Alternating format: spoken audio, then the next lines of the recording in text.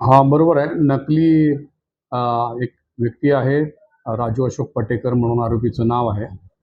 तर तो सीबीआय अधिकारी आहे म्हणून लोकांना सांगायचा आणि सीबीआयमध्ये नोकरी देतो, असं सांगून त्याच्याकडून पैसे वगैरे घ्यायचा.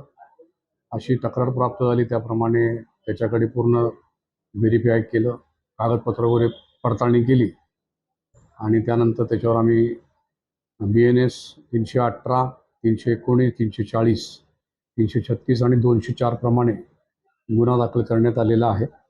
आणि त्याच्याकडे एअरगन एक आहे, त्यानंतर 6 वॉकी टॉकीज आणि इतर साहित्य, असं टोटल आम्ही साहित्य जप्त केलेलं आहे. त्याला अटक केलेली आहे. तपास चालू आहे. सर, ज्यांची ते तक्रारदाराला कोणी आलेलं नाही.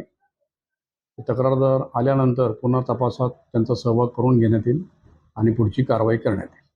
कडं जे बनावट बॅजेस वगैरे मिळाले, कागदपत्र वगैरे मिळाले, फसवणुकीसाठी जे साहित्य लागतं ते सगळं मिळालं.